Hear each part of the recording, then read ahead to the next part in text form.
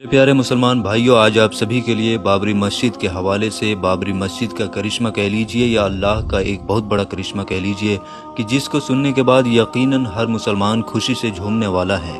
और वो कौन सा करिश्मा सामने आया है कि जिसका जानना हर मुसलमान के लिए ज़रूरी है। और कौन कौन चाहता है कि बाबरी मस्जिद क़यामत तक वहीं रहेगी, वो इस वीडियो को लाइक करके कमेंट में अल्लाह अकबर ज़रूर लिख दें।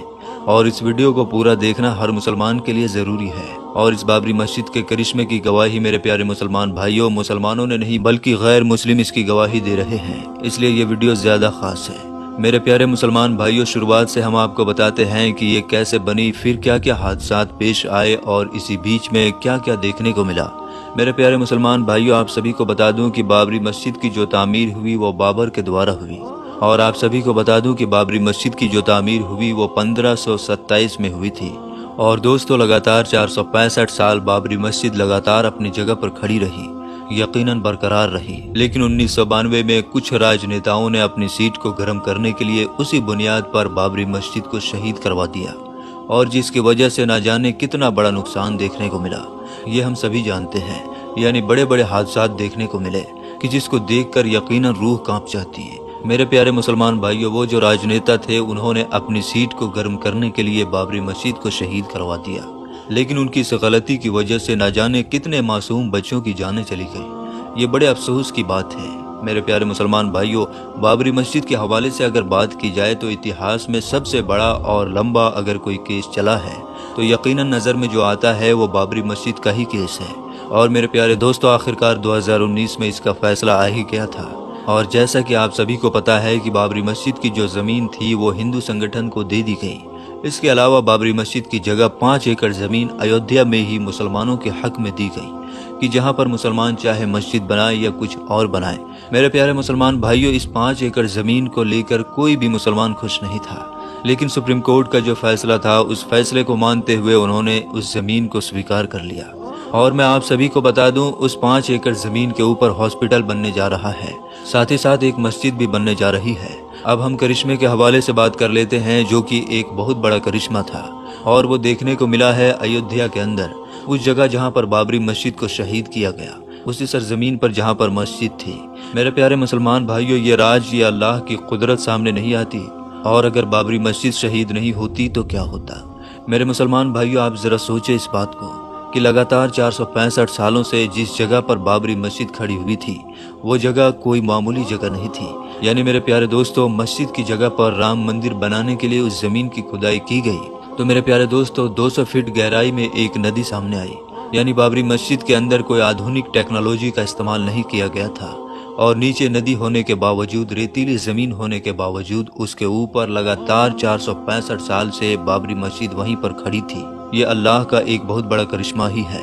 मेरे प्यारे मुसलमान भाइयों, जब राम मंदिर की तामीर के लिए उस सरजमीन की खुदाई की गई ताकि ज्यादा जमीन के नीचे पिलर डाल सकें कि जिसकी वजह से राम मंदिर की जो बुनियाद हो वो मजबूत हो सके और जिससे राम मंदिर सालों साल खड़ा रह सके, लेकिन जब बाबरी मस्जिद के नीचे खुदाई की गई तो मालूम ये पड़ा कि उसके नीचे पिलर भी खड़े नहीं हो सकते। यानी मेरे प्यारे दोस्तों, रेतीली जमीन होने की वजह से और नदी होने की वजह से अगर पिलर खड़े किए जाएं तो वो धंस जाएगा और आखिरकार उन लोगों को काम रोकना ही पड़ गया। ये बात मैं अपनी तरफ से बनाकर नहीं बता रहा हूँ। हो सकता है बहुत से लोग ये बात कहेंगे कि आपने प्रूफ के तौर पर कुछ नहीं दिखाया, तो मैं आपको प्रूफ के नाम पर स्क्रीनशॉट दिखा रहा हूँ और बाकायदा अगर आप चाहें तो इस न्यूज़ चैनल पर जाकर भी सुन सकते हैं। मेरे प्यारे मुसलमान भाइयों, इस खबर को NDTV न्यूज़ चैनल के ऊपर चलाया गया। इसके अलावा बहुत सारे न्यूज़ चैनल पर चलाया जा चुका है कि जिसके अंदर साफ तौर पर यह बात बताई गई है कि राम मंदिर का काम रुक चुका है, सिर्फ इस वजह से कि जहां पर बाबरी मस्जिद थी उसकी सरजमीन के नीचे नदी है और रेतीली जमीन है कि जिसकी वजह से पिलर खड़े नहीं हो पा रहे हैं। और मेरे प्यारे दोस्तों, ये बड़ी गंभीर समस्या आने के बाद वहाँ जितने भी लोग मौजूद थे, जितने भी इंजीनियर मौजूद थे, वो सभी के सभी दंग रह गए और वो यकीनन परेशान होकर रह गए, जिसकी वजह से उन्हें काम तक रोकना पड़ गया। और मेरे प्यारे दोस्तों, दुनिया भर से कई बड़े बड़े इंजीनियर आ रहे हैं राम मंदिर की तामीर के लिए, लेकिन जब ये बड़ी समस्या सामने आई तो यकीनन हर कोई परेशान है कि कैसे जमीन के नीचे प्लेट डाली जाए कि जिसकी वजह से राम मंदिर की जो बुनियाद हो वो मजबूत हो सके।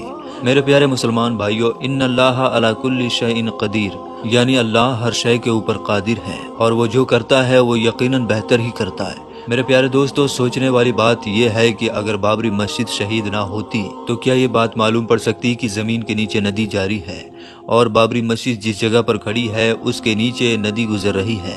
मेरे प्यारे दोस्तों, ये कुदरत का एक बड़ा करिश्मा ही है कि नदी के ऊपर बाबरी मस्जिद जो थी वो यकीनन 465 सालों तक बरकरार रही। अगर उसको शहीद ना किया जाता तो ना जाने कितने हजारों साल तक वो वैसे ही रहती। लेकिन बहरहाल जो हुआ वो अच्छा नहीं हुआ। लेकिन मेरे प्यारे दोस्तों, बड़ी ताज्जुब वाली बात है कि एक नदी के ऊपर लगातार 465 सालों से बाबरी मस्जिद वहां राज कर रही थी, लेकिन उसको कुछ नहीं हुआ। लेकिन उसकी जगह जब राम मंदिर बनाने की बात आई तो बड़ी परेशानियां सामने आ रही थी। अल्लाह जाने इसका क्या मतलब है। बहरहाल जो खबर सामने आई थी, जो करिश्मा सामने आया था, जो कुदरत सामने आई थी, वो मुझे लगा कि आपको बतानी चाहिए। और इस बात की गवाही सिर्फ मुसलमान नहीं दे रहे हैं, इसकी गवाही गैर मुस्लिम दे रहे हैं और ये बात कह रहे हैं कि अगर 100 फीट के ऊपर भी पिलर लगाई जाए मजबूती के लिए तो वो प्लेट जो है वो धंस सकती है। तो दोस्तों, ये कुदरत का करिश्मा नहीं तो और क्या है। यकीनन ये एक बाबरी मस्जिद का करिश्मा नहीं है तो फिर क्या है। इसको हम क्या समझें। मेरे प्यारे मुसलमान भाइयों, बाबरी मस्जिद के हवाले से जो करिश्मा था वो मैंने आपको बता दिया, लेकिन मैं आप लोगों से एक बात जरूर और कहना चाहूँगा कि जिसका जानना हर मुसलमान के लिए ज़रूरी है और जिसके ऊपर अमल करना हर मुसलमान के लिए बहुत ही ज़्यादा ज़रूरी है। मेरे प्यारे मुसलमान भाइयों, हम बाबरी मस्जिद करते रहते हैं, लेकिन हमारे जो मोहल्ले के अंदर जो मस्जिदें हैं वो वीरान हो रही हैं, उसके बारे में सोचा है? नहीं सोचा ना, क्योंकि मेरे प्यारे दोस्त हमारे पास वक्त ही नहीं और हमें चाहिए बाबरी मस्जिद। मेरे प्यारे मुसलमान भाइयों, अल्लाह के वास्ते पहले अपने मोहल्लों की मस्जिदों को आबाद करो। अगर देखें हम अपनी मस्जिदों को जाकर तो 1 से 2, 2 से 4, 4 से 5 सफ़े मिलती हैं।